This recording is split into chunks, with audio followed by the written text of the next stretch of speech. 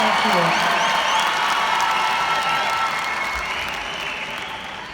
I'm wondering if you're actually in my ear monitors, but I don't think you are, so I'll undo them. What I would like to say is that this speech thing that I'm supposed to give now has been following me down till the sound of its voice will haunt me for the last 2 weeks. It's not hard for me to go and play for you, but it's very hard for me to try to tell you how I thank you for this being the first girl in the Rock and Roll Hall of Fame twice.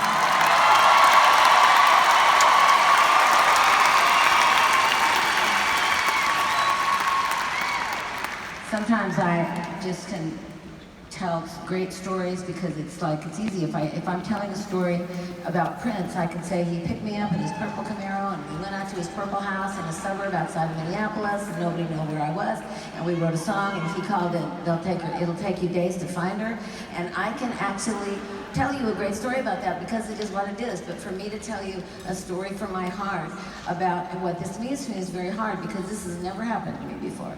And I'm hoping that since it's never happened to me, and now only once, 22 men in for 0 women, and now 1 woman, that what I am doing is opening up the door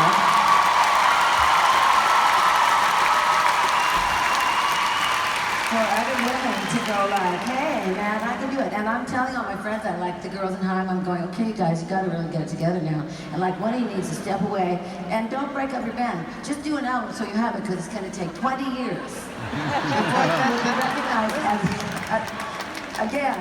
So you'll already be like 60. So you have to do it right now. So it's like, this is the problem of getting in. I started Belgiana really thinking about it in 1979. So I'd only been to Fleetwood Mac for not quite 4 years, really only maybe more like 3.5 years. And so this is a hard thing to do because you have to, the times are different, and it's like, it's gonna be hard, but I know there's somebody out there that will be able to do it because I'm gonna give you all the directions and I'll do enough interviews that say exactly what to do.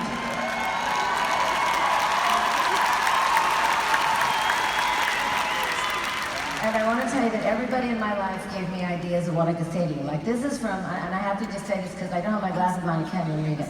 But I've read it so many times in the middle of the night, crying, going like, I don't have a shit idea what I'm going to say up there.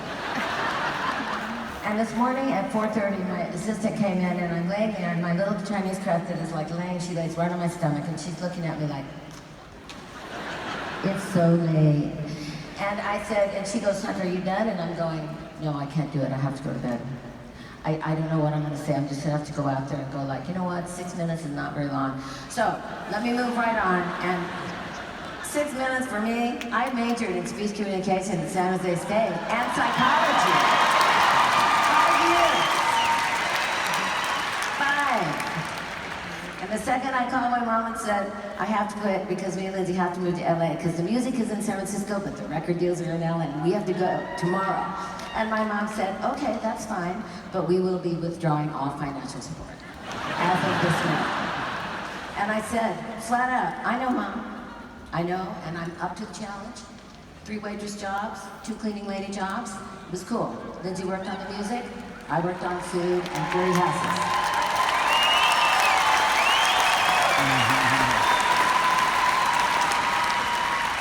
And I rather enjoyed it because I could get out of the house and go into the real world instead of just being in the cave with all the guys who were just laying around smoking pot and messing up my house. So it's like I go, excuse me, can I just step over your feet and your pot and everything so I can straighten this place up? And I don't get paid for doing this at my own house, but I will do it for you because I know you guys work hard. So that's a little bit of a moment of how we got before Fleetwood Mac. Okay, so I want to tell you that this solo album thing, I started thinking about this, and I only know this because my friend Paul Fishkin in 1976, who then became my boyfriend after we went to this convention at the Acapulco Princess, which I like to call the Tequila Convention, because the first night everybody had the little necklaces. One of you here may have been there. The little necklaces around your neck, and they come and they fill it with tequila, and who's going to waste tequila? So it's like, so everybody was so drunk that nobody surfaced for 3 solid days, and then it was over. So everybody just went to the airport and left. But not me. I stayed because I'm going like, I'm already down here, somebody else paid for it, so I'm gonna enjoy this vacation. So Paul and me, I said to him, after playing Rumors, which was not even finished, but still really cool, the night before, I didn't ever hear it because I passed out as soon as I pushed play. But some people must have heard it because they spoke about it later. So I said, no, it's new songs, it's other songs, it's, more demos. And he goes like, okay. So we go on the beach and I play him probably 15 or 20 songs and he goes, wow, that's a lot of songs. Okay. And he's a record man, right? So if we go back to LA and New York, we start going out. And I find out because Paul tells me that a year later when I said to him, do you think there's any way that I could do a discreet solo album that would not break up Fleetwood Mac? Like, and I'm going like, it's a secret. And he's like, I think so. I think if you're kind and loving and you tell them that you will always put them first and they will always be at the top of your priority list, they will understand and they will say, go do what you want to do and have fun. We'll see you in a year and a half. So that's what we eventually did. And yes, my amazing band is still together and very strong today.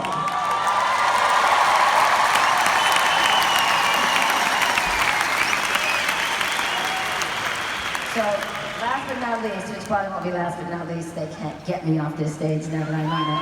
I want to thank, first of all, very quickly, Paul Fishkin, because he was the wise man who said, you can do both and you can have both. You just have to do it with love. That's all. Then I was introduced to his partner, Danny Goldberg, who became Paul's and our guru and our calm coach. He kept us calm. I was gone all the time, so they were like talking about this and trying to put it together calmly and serenely. And so I'm off in the world doing Rumors and Tusk, and they're working behind the scenes to see if they can make this happen. And then it happened. We formed a record company called Modern. We went to Mr. Doug Morris at Atlantic, my hero. And I said, so Doug, and it's me, so Doug, what I want to do is I want to make a Tom Petty album, straight up rock and roll, and I have 2 great girl singers, Lori and Sharon, that are amazing, and we're going to be Crosby, Stills, and Nash. I'm going to be Stills, and they're going to be Nash and Crosby. So we're going to be straight up rock and roll, but we're going to sound like Crosby, Stills, and Nash. And Doug's like, fan-fucking-tastic. Sorry, didn't mean to swear, but... So then I said, who produces Tom Petty? He goes, Jimmy Iovine. And I'm going like, so can you set me up with Jimmy Iovine? And he goes, yeah, I can. So he says, I'll give him a call. So he calls Jimmy and he sets us up to go and have dinner.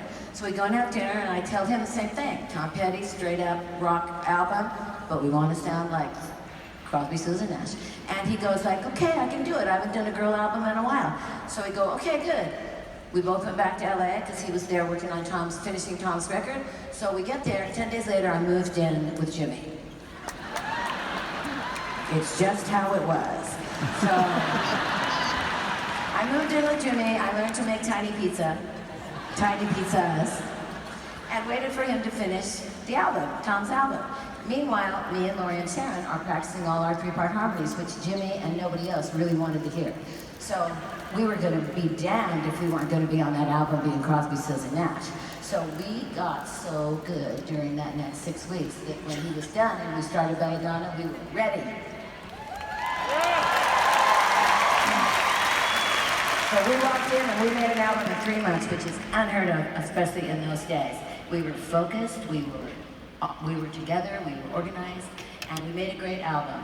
And then Jimmy came to me and said, we have a problem, Stevie. We made a great album, but you don't have a single. And I'm like, seriously? We don't have a single? And you didn't tell me until now? And he goes, well, I thought it would work out. I thought one would come to my head, and it didn't. And so, but I have a plan. Tom Petty says, you can have Stop Dragging My Heart Around. It's already recorded. He'll sing it with you, and problem solved. I finally got to meet Tom Petty.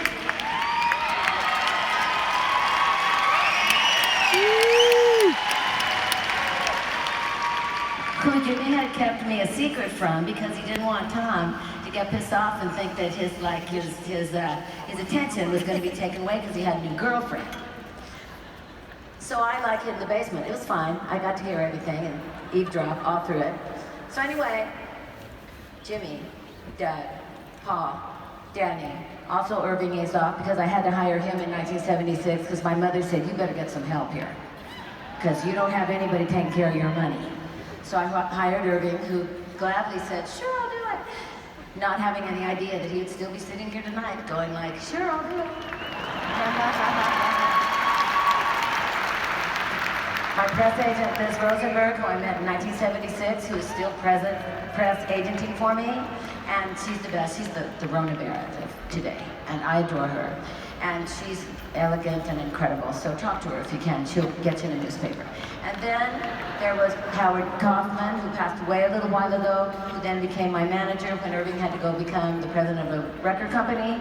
And that was okay, because we all have to branch out.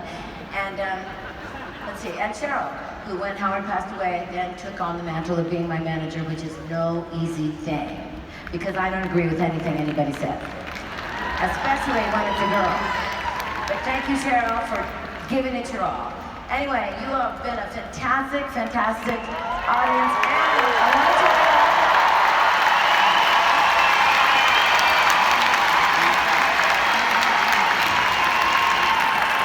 if you ever need a keynote speaker, someone to talk to a group of